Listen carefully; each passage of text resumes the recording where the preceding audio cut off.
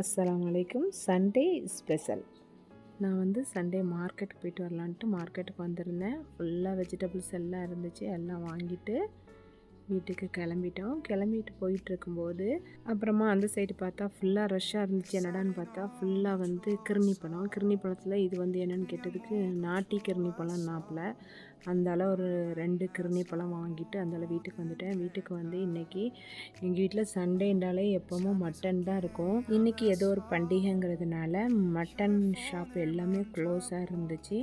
அந்தால மீன் கடையில் போய் மத்தி மீன் வச்சுருந்தான். மத்தி மீன்னா நம்ம ஊர்லலாம் சாலை மீன் சொல்லுவோம். இப்போது தேங்காய் பால் ரசம் வைக்க போகிறேன். அதுக்கு வந்து 1 டீஸ்பூன் அளவுக்கு சோம்பு, 2 டீஸ்பூன் சீரகம், 1.5 டீஸ்பூன் அளவுக்கு மிளகு, அப்புறமா பூண்டு, காஞ்ச மிளகாய் சுட்டு போட்டுக்கங்க. அப்புறமா கருவேப்பிலை இலை, சின்ன வெங்காயம், டொமேட்டோ எல்லாம் சேர்த்து ஒரு லைட்டாக ஒரு பல்ஸ் கொடுத்து எடுத்து தேங்காய் பால் ரெடி பண்ணி வச்சுருக்கேன். அந்த தேங்காய் பாலில் போட்டுடலாம். போட்டுட்டு நம்ம வந்து புளி பேஸ்ட்டு எடுத்து வச்சுருக்கோம்ல, அந்த புளி பேஸ்ட்டை இதில் சேர்த்து நல்லா கரைச்சி விட்டுக்கலாம். அப்புறமா கையால் நல்லா பிசைஞ்சு அதில் இருக்கிற அந்த தக்காளி பழம், வெங்காயம் அதெல்லாம் அப்படி எடுத்து ஒரு பவுலில் போட்டு எடுத்து வச்சுருங்க. லாஸ்ட்டில் கொஞ்சமாக மஞ்சத்தூள் சேர்த்துக்கங்க. இப்போ ஒரு கடாயை அடுப்பில் வச்சுருக்கேன். அதில் கொஞ்சமாக எண்ணெய் சேர்த்துக்கலாம். அப்புறமா கடுகு போடுங்க. கடுகு பொரிஞ்சதுக்கு அப்புறமா நம்ம ரசத்துலேருந்து எடுத்தோம்ல அந்த சக்கையை வந்து அதில் சேர்த்து அந்த எண்ணெயில் நல்லா வதக்கிக்கங்க. நல்லா வதங்கினதுக்கு அப்புறமா நம்ம கரைச்சி வச்சுருக்கேன் அந்த ரசத்தை தூக்கி அதில் ஊற்றிடலாம். ஒரு கொதி வந்த உடனே இறக்கிடுங்க. மத்தி மீனை வந்து வாஷ் பண்ணி வச்சுருக்கேன். இந்த மசாலா வந்து நானே வீட்டில் திரிச்சது.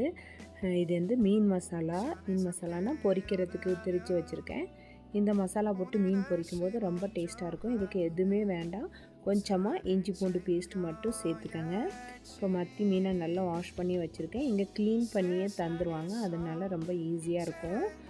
இதை வந்து இந்த மசாலாவில் போட்டு நல்லா மிக்ஸ் பண்ணி அப்படி ஃப்ரிட்ஜில் எடுத்து ஒரு 1/2 அன் ஹவர் வச்சிடலாம். வெண்டைக்காய், பீன்ஸ் இதெல்லாம் ஃப்ரெஷ்ஷாக இருந்துச்சு. அதையும் வாங்கிட்டு வந்து அதையும் பாக்ஸில் போட்டு ஃப்ரிட்ஜில் வச்சிடலான்ட்டு எடுத்துகிட்ருக்கேன்.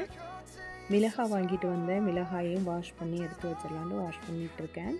இப்போ வந்து நான் வந்து காலையில் குடிக்கிற ட்ரிங்க்ஸ் வந்து இப்போ நோம்புக்கு பிறகு நான் குடிக்கவே இல்லை.